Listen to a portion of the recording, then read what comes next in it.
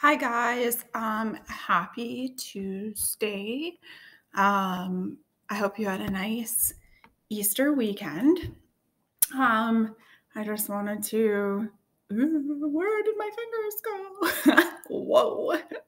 I just wanted to show you guys that the sun is shining and it's a nice day today. So I'm going to read chapter 4, The Keeper of the Keys, today for you. So sit back. We'll get a better angle going on here. So sit back and enjoy. Chapter 4, The Keeper of the Keys. Boom! They knocked again. Dudley jerked awake. "Where's the cannon?" he said stupidly. There was a crash behind them, and Uncle Vernon came skidding into the room. He was holding a rifle in his hands. Now they knew what had been in the long, thin package he had brought with them. "Who's there?" he shouted. "I warn you, I'm armed." There was a pause, then smash. The door was hit with such force that it swung clean off its hinges, and with a deafening crash landed flat on the floor. A giant of a man was standing in the doorway. His face was almost completely hidden by a long, shaggy mane of hair and a wild, tangled beard. But you could make out his eyes, glinting like black beetles under all that hair. The giant squeezed his way into the hut, stooping so that his head just brushed the ceiling. He bent down, picked up the door, and fitted it easily back into its frame. The noise of the storm outside dropped a little. He turned to look at them all. "Couldn't make us a cup of tea, could you? It's not been an easy journey." He strode over to the sofa where Dudley sat, frozen with fear. "Budge up, you great lump," said the stranger. Dudley squeaked and ran to hide behind his mother, who was crouching, terrified, behind Uncle Vernon. "And here's Harry," said the giant. Harry looked up into the fierce, wild, shadowy face and saw that the beetle eyes were crinkled in a smile. "Last time I saw you, you was only a baby," said the giant. "You look a lot like your dad, but you've got your mom's eyes." Uncle Vernon made a funny rasping noise.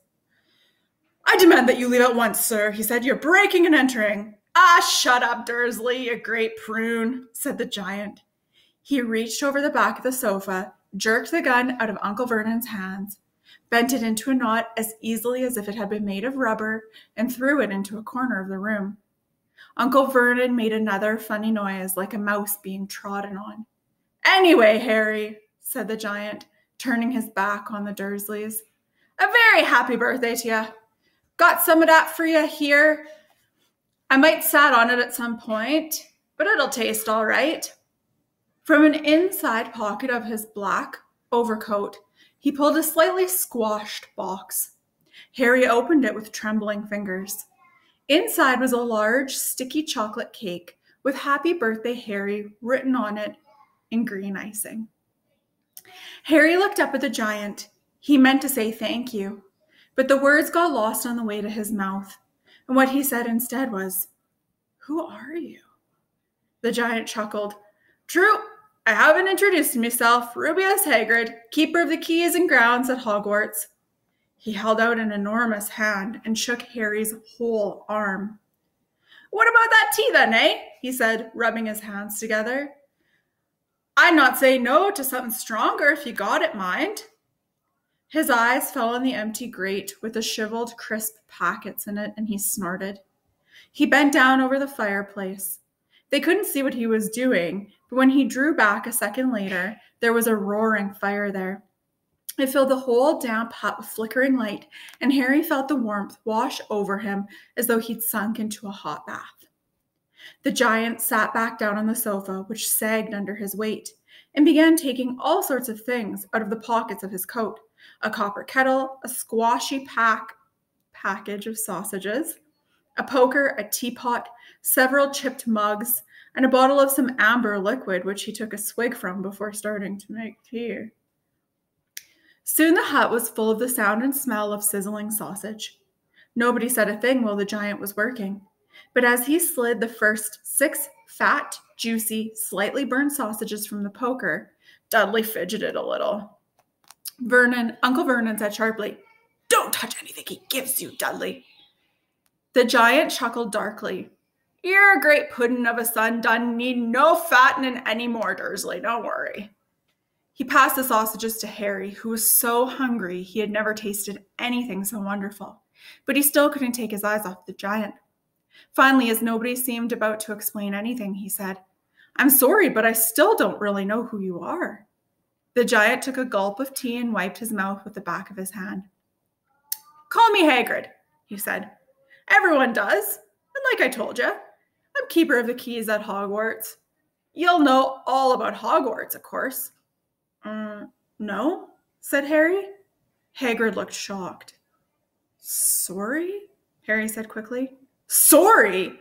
barked Hagrid, turning to stare at the Dursleys, who shrank back into the shadows. "It's them I should be sorry. I knew you weren't getting your letters, but I never thought you wouldn't even know about Hogwarts for crying out loud.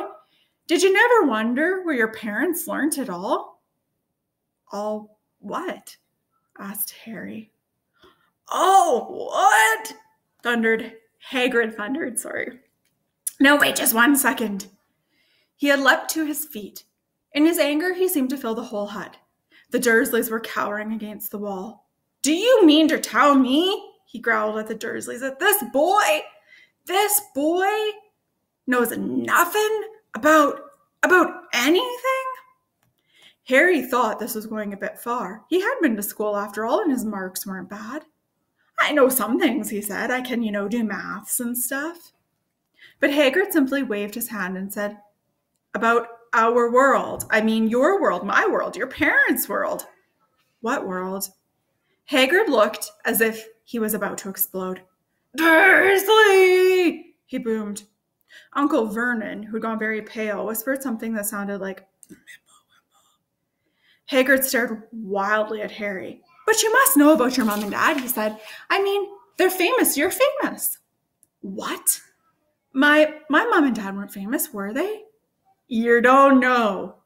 Hagrid ran his fingers through his hair, fixing Harry with a bewildered stare.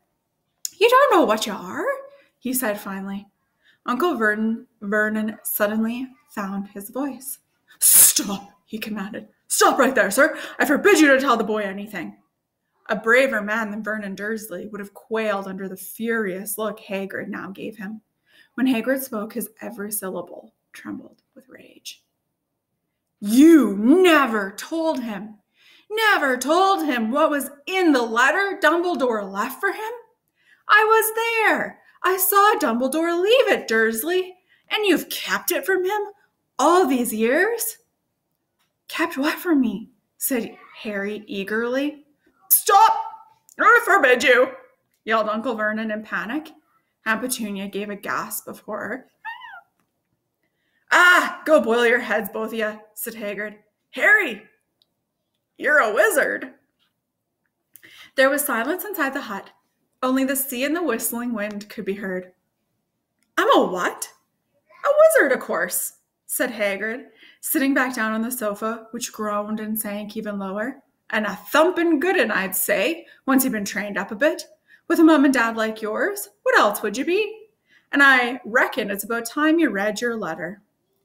Harry stretched out his hand at last to take the yellowish envelope, addressed in emerald green to Mr. H. Potter, the floor, hut on the rock, the sea. He pulled out the letter and read, "Hogwarts School of Witchcraft and Wizardry. Headmaster, Albus Dumbledore, Order of Merlin, First Class, Grand Sorcerer, Chief Warlock, Supreme Mugwump, International Confederation of Wizards. Dear Mr. Potter, we are pleased to inform you that you have a place at Hogwarts School of Witchcraft and Wizardry. Please find enclosed a list of all necessary books and equipment. Term begins on the 1st of September. We await your owl by no later than the 31st of July. Yours sincerely, Minerva McGonagall, Deputy Headmistress." Questions exploded inside Harry's head like fireworks, and he couldn't decide which to ask first. After a few minutes, he stammered, "What does it mean they await my owl?" "Galloping Gorgons, that reminds me," said Hagrid, clapping a hand to his forehead with enough force to knock over a cart horse. And from yet another pocket inside his overcoat, he pulled an owl, a real, live, rather ruffled-looking owl, a long quill and a roll of parchment. With his tongue between his teeth, he scribbled a note which Harry could read upside down. "Dear Mr. Dumbledore, given Harry his letter, taking him to buy his things tomorrow. Weather's horrible. Hope you're well. Hagrid." Hagrid rolled up the note, gave it to the owl, which clamped it in its beak, went to the door, and threw the owl out into the storm. Then he came back and sat down as though this was as normal as talking on the telephone. Harry realized his mouth was open and closed it quickly. "Where was I?" said Hagrid. "Where was I?"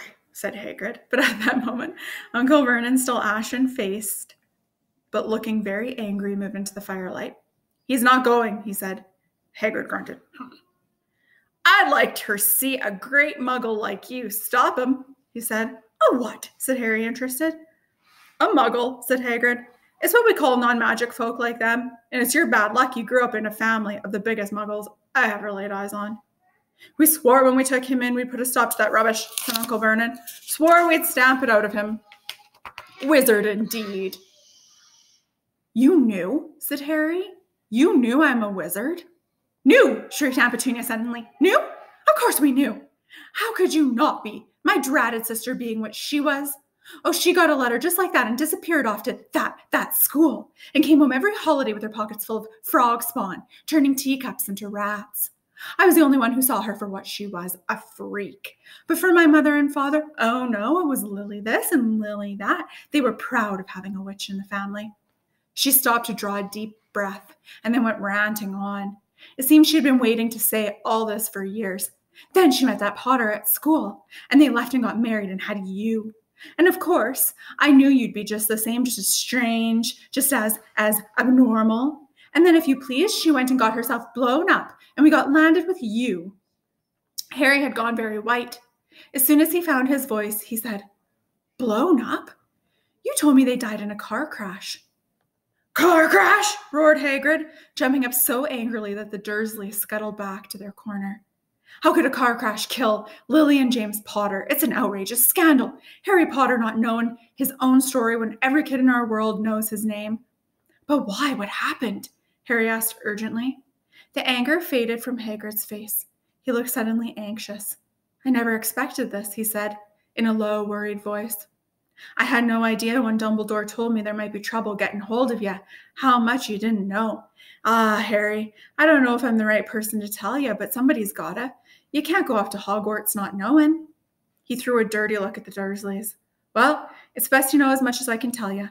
Mind, I can't tell you everything. It's a great mystery, parts of it." He sat down, stared into the fire for a few seconds, and then said, "It begins, I suppose, with a person called, but it's incredible you don't know his name.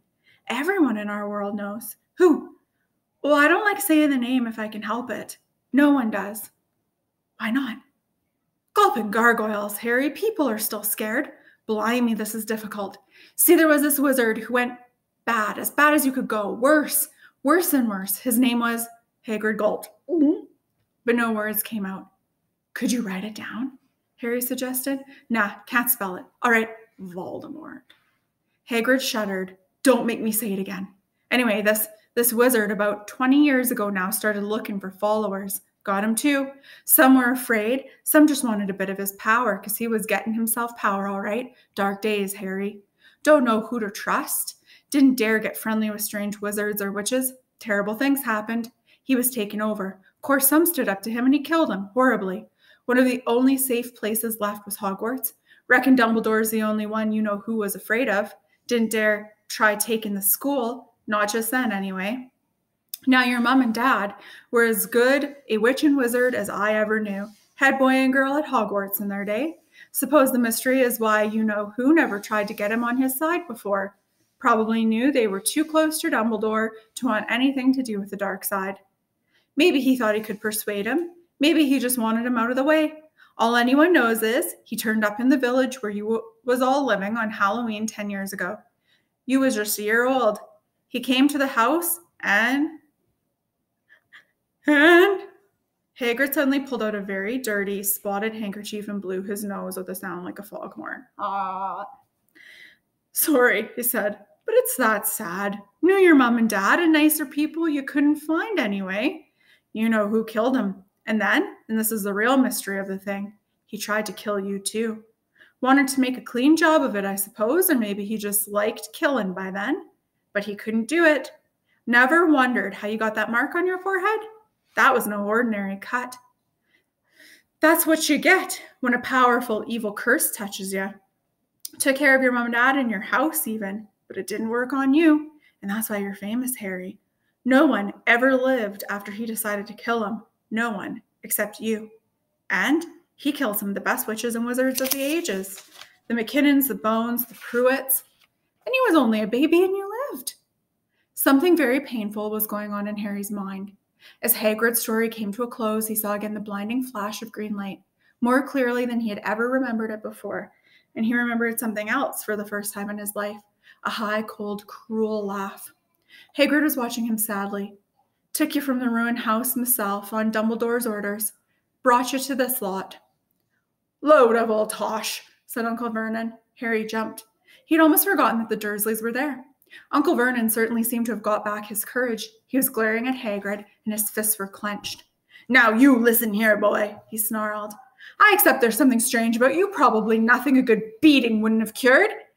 And as for all this about your parents, well, they were weirdos, no denying it. And the world's better off without them, in my opinion. Asked for all they got, getting mixed up with these wizarding types. Just what I expected. Always knew they'd come to a sticky end. But at that moment, Hagrid leapt from the sofa and drew a battered pink umbrella from inside his coat. Pointing this at Uncle Vernon like a sword, he said, I'm warning you, Dursley. I'm warning you one more word. In danger of being speared on the end of an umbrella by a bearded giant, Uncle Vernon's courage failed again. He flattened himself against the wall and fell silent.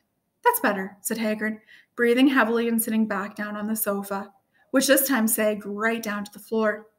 Harry, meanwhile, still had questions to ask, hundreds of them. But what happened to, you know who? Good question, Harry. Disappeared, vanished. Same night he tried to kill you. Makes you even more famous. That's the biggest mystery, see? He was getting more and more powerful. Why'd he go? Some say he died. Codswallop, in my opinion. Don't know if he had enough human left in him to die. Some say he's still out there biding his time like, but I don't believe it. People who was on his side came back to ours. Some of them came out of kind of trances. Don't reckon they could have done it if he was coming back. Most of us reckon he's still out there somewhere, but lost his powers, too weak to carry on. 'Cause something about you finished him, Harry. There was something going on that night he hadn't counted on. I don't know what it was, no one does, but something about you stumped him, all right. Hagrid looked at Harry with warmth and respect blazing in his eyes. But Harry, instead of feeling pleased and proud, felt quite sure there had been a horrible mistake. A wizard, him? How could he possibly be? He spent his life being clouted by Dudley and bullied by Aunt Petunia and Uncle Vernon. If he was really a wizard, why hadn't they been turned into warty toads every time they tried to lock him in his cupboard? If he'd once defeated the greatest sorcerer in the world, how come Dudley had always been able to kick him around like a football? Hagrid, he said quietly, I think you must have made a mistake. I don't think I can be a wizard. To his surprise, Hagrid chuckled. Not a wizard, eh? Never made things happen when he was scared or angry? Harry looked into the fire. Now he came to think of it. Every odd thing that had ever made his aunt and uncle furious with him had happened when he, Harry, had been upset or angry. Chased by Dudley's gang, he had somehow found himself out of their reach. Dreading going to school with that ridiculous haircut, he'd managed to make it grow back. And the very last time Dudley had hit him, hadn't he got his revenge? Without even realizing he was doing it. Hadn't he set a boa constrictor on him? Harry looked back at Hagrid, smiling, and saw that Hagrid was positively beaming at him.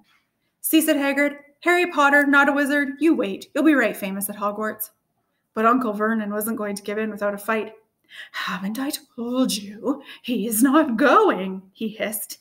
He's going to Stonewall High, and he'll be grateful for it.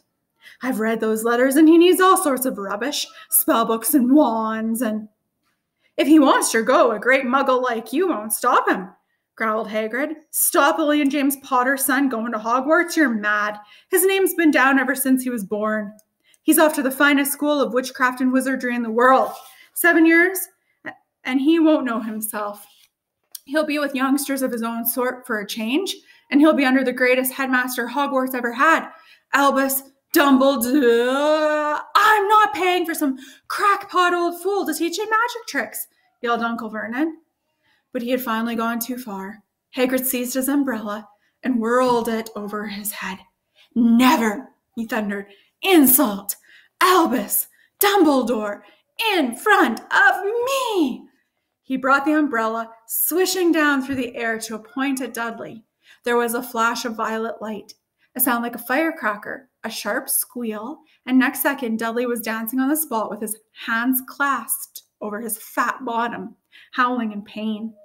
When he turned his back on them, Harry saw a curly pig's tail poking through a hole in his trousers. Uncle Vernon roared, pulling Aunt Petunia and Dudley into the other room. He cast one last terrified look at Hagrid and slammed the door behind them. Hagrid looked down at his umbrella and stroked his beard. Shouldn't have lost me temper, he said ruefully. But it didn't work anyway. Meant to turn him into a pig, but I suppose he was so much like a pig anyway. There wasn't much left to do. He cast a sideways look at Harry under his bushy eyebrows. Be grateful if you didn't mention that to anyone at Hogwarts, he said. I'm not supposed to do magic, strictly speaking. I was allowed to do a bit to follow you and get your letters to you and stuff. One of the reasons I was so keen to take on the job. Why aren't you supposed to do magic, said Harry. Oh, well, I was at Hogwarts myself, but I got expelled. To tell you the truth, in me third year, they snapped me wand and half and everything. But Dumbledore let me stay on as gamekeeper. Great man, Dumbledore. Why were you expelled? Oh, it's getting late. I've got lots to do tomorrow, said Hagrid loudly. Got to get up to town, get all your books and that. He took off his thick black coat and threw it to Harry. You can kip under that, he said. Don't mind if it wriggles a bit. I think I've still got a couple of dormice in one of the pockets. Okay, I hope you enjoyed that. And keep looking for posts in Google Classroom. Hope you guys are having a good day.